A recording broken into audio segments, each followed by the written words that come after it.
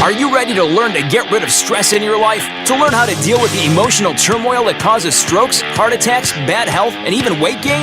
Life-changing habits for work, family, and everyone you deal with start here with Andrew Wittman. It's time to get warrior tough. Here's Andrew Wittman and Dutch Coleman. It is time to get warrior tough, the most monumental hour in media anywhere, where your leadership and mental toughness coaches Andrew Wittman and the Dutch Coleman. What's happening, Andrew? Dutch, what's up? Dude, I am so pumped up. Look, man, I'm wearing my Patriots shirt, and the reason is because I'm going to the Northeast Human Resources Association's annual conference in September, baby. Nice. Yeah, from September 27th to the 29th at Seacrest Beach Hotel up at the Cape Cod in Massachusetts, right? We're going to be there presenting. I'm actually the closer, Dutch, on Friday, February. It's September 29th. I can't wait till, this is the first time ever, dude, in my life that I can't wait till, summer's over. Well, I tell you what, it's going to be perfect weather up there during that time of the year in that neck of the woods. It's going to be great. It is. And I'll tell you what, listen, guys, I'm closing the session. So if you don't hang around till the end of the conference, you're going to miss half your life. So I'm going to be presenting on mental toughness. We're going to talk about building strong working relationships, cultivating high-performing teams, fostering effective communication, learning how to motivate team members, creating an atmosphere of trust and respect, developing effective crisis and management skills. Listen, dude, that's even in the first 10 minutes. Can you imagine what we're going to do the rest of the 45 minutes? You know what I'm saying? We're going to talk. Tell you what, I'm so pumped, Dude. I'll tell you what, they can't imagine how life-changing, how epic it's going to be. But once they see it, they hear it, they feel it, they're going to get where you're coming from. I'm telling you what. And we're going to talk about, how to have employee engagement, executing your strategic plan, to managing stress and avoiding burnout and all this great stuff, man, the stuff that we do every day, and we love it, and I can't wait to be with you guys. Hashtag 2017 NERA. All right, I hope that's the hashtag. If it's not, I just made one up. Well, I wish I could be there with you, man. I know it's going to be a great time. Like I said, that's a great time of the year. For that area of the country, man. It's going to be that nice fall weather. It's going to be perfect, probably around 75 degrees, man. You're going to love it. I bet they have some good seafood up there too, Dutch. What do you reckon? Oh, man. I'll take it. I tell you what, I'll make my way up there. I've been all around the Boston area getting food up there, so I know those folks up there know a lot about seafood. Yeah, I'm going to have to do a 4-day fast before I go up there. So hey, if you guys want to use the Twitter to get a hold of us, use the hashtag #GetWarriorTough. Dutch is at @DutchColeman. I'm at WarriorToughPhD. As always, the website where you can find all of our comings and goings, shenanigans, and great content, GetWarriorTough.com. Right, Dutch? I mean, there's tons of stuff up there. Oh, yeah. There's no question. I mean, if you any questions that you got that you want answered, you can find there. If you come up with any ideas, if you have a unique situation, just reach out to us.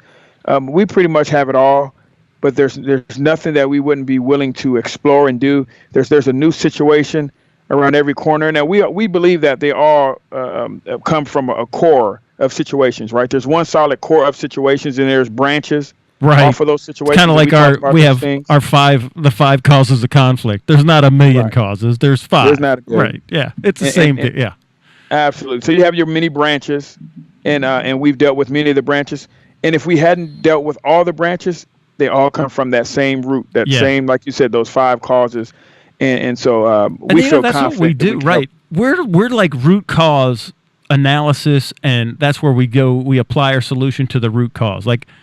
All those other branches, they're symptoms, and people get caught and distracted, what we call in the sand traps. Hey, look, a bunny rabbit, by the symptoms of the problem and not the actual root cause of the problem. No question about it, and that goes across industries, man. So that's why we're able to go across industries, and we love dealing with it, man, because we know we've identified the root causes. So we'll go back to that base, right? We'll go back to that trunk. Speaking of a tree, we'll go back to that trunk, and we'll sit there instead of dangling out on those weak branches where people continue to fall down. Go back to their root. Yep. Figure out what the problem is, and then you make your way back out to the branch from the root. When you're trying to go from that branch to the root, it's gonna crash down. That branch is gonna be strong enough to hold. You're gonna come falling down. So you gotta know what the root issues are, in order to solve those problems. You know what I find though, Dutch, and I've been dealing with this all week with clients, bless their hearts, as Grandma would say. They don't want to know what the root cause is, because that would require introspection. It would require an honest assessment. And oh no, not that. Like, I'll give you an example. People always want to know how to deal with difficult people. Hey, Andrew, can you tell me how to deal with difficult people? Yeah, but chances are the most difficult person you've got to deal with is yourself. Yeah. Like, it's not everybody else. Like I said, 50 million Elvis fans can't be wrong, right? I mean, if you're telling me everybody you deal with is difficult, that's a red flag for me. Everybody's not difficult. Yeah, and you got to, you know what? You got to get to the root. Just cleaning your teeth, I mean, that's fine. It's good for appearances. But when you really want to go down and find out what's really wrong, you got to go get that root canal, man. And it's going to hurt. Ouch. It's going to be painful. But they're going to clean it out, and you're not going to have a problem in that area ever again. Even if you have to get rid of that tooth completely. Yeah, it'll be stronger. Listen, I had one. I had a root canal, man. That thing to come up out the chair. But you know what? Then once you get it done, you're done. Instead of just keep trying to kick the can down the road and numb the gum and all that other stuff, right? Yes, and it's painful. That pain never goes away. No, it keeps throbbing. It's always there. Throbbing. Oh, dude, stop, man! People are like freaking out right now. They're like, "No, Dutch, stop it, stop." All right, so listen, flush it out, get it clean. When I was surfing, right? I was surfing in Hawaii. I learned how to surf out there with some of the local guys when I was in the Marine Corps, and I got some reef rash where I stepped on some coral reef, and the coral was like stuck in my foot, and it was actually like growing in there. Right. So, and I had to learn this the hard way, right? So, I went to the Coleman, and they had to scrub it out with a wire brush, man, to get it all out before we could let it heal up. So, what's the alternative? You could just let it stay in there and then it get infected, and so you just sometimes you got to scrub it out with the wire brush, man. It's all good. I think that's worse than the root canal, isn't it? Yeah, probably. But it was on the bottom of my foot, so it's not that big of a deal. I mean, if you've ever, it's not that bad. All right, so listen. Today, you know how we one of my shticks is, if you guys have ever gotten the newsletter, and if you haven't signed up for the email newsletter and it's free, shame on you, okay? Just shame on you for not doing it. But if you are a subscriber and you get the newsletter and you actually take 2 minutes to read the thing, you'll know that part of my shtick is that when I look at something, I like to also look at not just the positive side or the heads of the coin. I look at the back side of the coin or the negative side of the coin, so that I can learn more. And I'll tell you why I do that, Dutch, because it's easier to identify the junk, mostly because there's more of it, than it is to identify the good stuff, right? It's easier to hit the flip side. So today I'd like to talk about 15 traits of the worst leaders, which we should avoid at all costs, according to my friend Andrew Thomas in Inc. magazine, which came out May 1st. He put an article out, 15 traits of the worst leaders of avoid at all costs. I don't know if he says avoid the worst leaders at all costs or avoid the 15 traits at all costs, but either way, be warned, okay?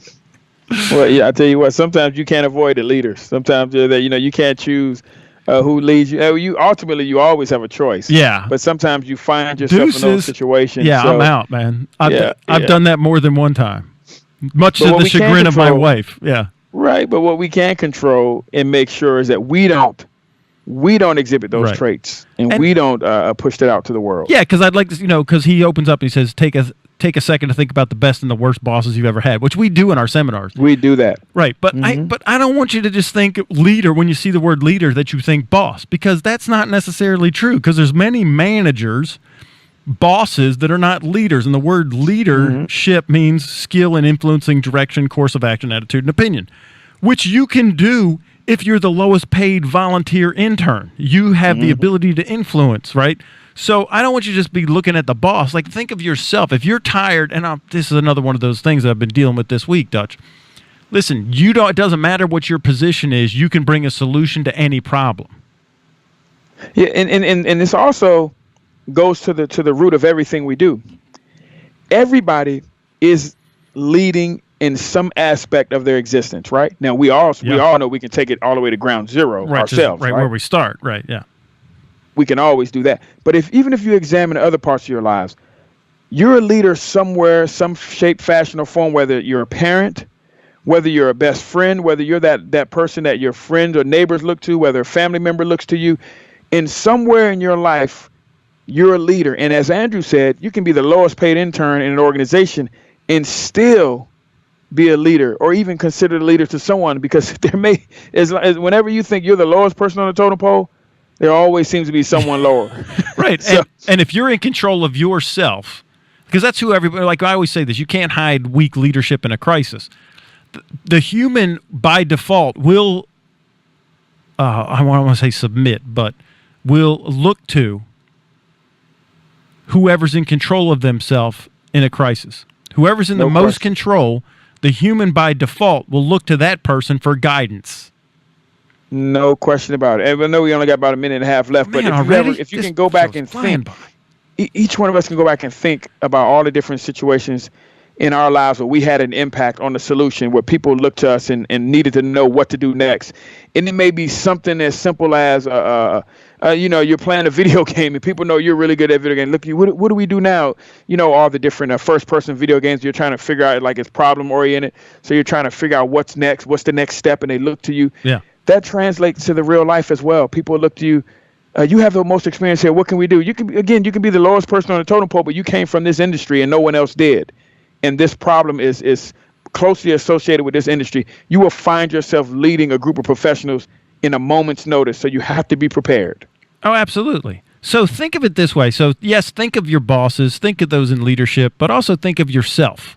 Because it's so easy to just go, yup.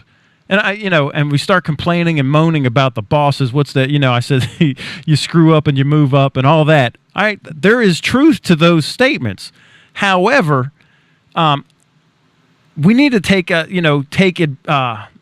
the bull by the horns, if you will, take the reins of our own lives and stop being tossed to and fro because we have a boss that's awful.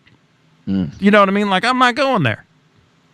All right. So we're up on the break. When we get back, we'll start to hit some of these 15 traits of the world's worst leaders. Avoid at all costs the leaders or the traits. You're listening to Dutch and Andrew.